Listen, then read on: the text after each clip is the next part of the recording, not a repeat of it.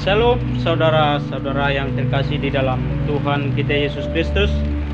Kiranya Tuhan Yesus Kristus memberkati.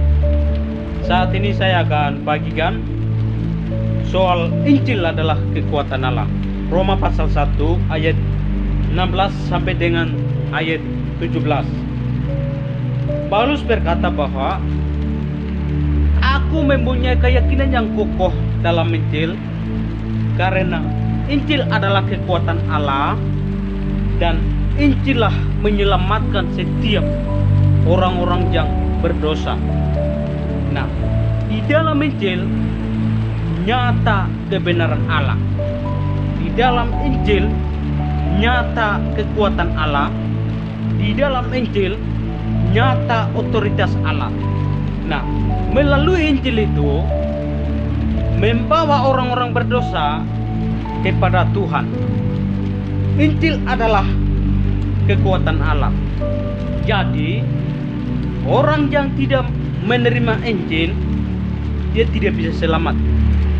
Orang yang belum menerima Injil itu, dia tidak bisa selamat. Karena setiap manusia adalah orang berdosa dan tidak ada seorang pun yang benar, sehingga Allah mengasihi manusia supaya dia memberikan anaknya yang tunggal, yaitu adalah Yesus Kristus, supaya barang siapa yang percaya kepada anaknya itu, Yesus Kristus itu, dia tidak binasa, melainkan beroleh hidup yang kekal. Nah, dan ketika Yesus hadir di dunia, dia lakukan apa yang dia lakukan di dunia ini. Apa yang dia berbicara selagi dia di dunia, itu semuanya tercantum di dalam Injil itu.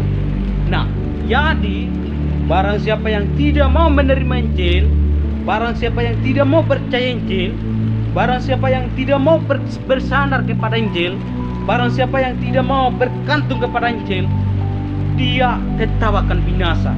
Dia tetap akan binasa. Dia tidak mempunyai pengharapan dan keyakinan di sana, karena Injillah menyelamatkan setiap orang-orang berdosa. Nah, Injil itu adalah menunjukkan kepada Yesus Kristus.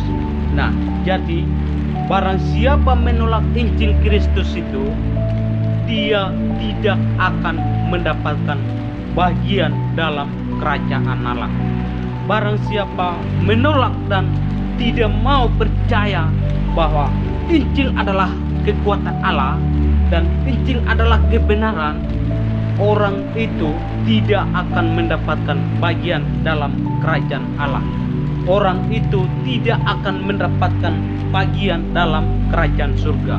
Oleh karena itu, jikalau saudara-saudari, baik orang-orang Kristen maupun non-Kristen, percayalah dan menerima Injil Kristus itu dalam hidup Anda, sehingga hidupmu jangan menjadi sia-sia dan hidupku juga jangan menjadi sia-sia. Karena kita semua adalah orang berdosa, sehingga melalui Injil itulah menyelamatkan setiap dosa Anda dan setiap dosa saya. Kita adalah telah kehilangan kemuliaan Allah dan tidak ada seorang pun yang benar.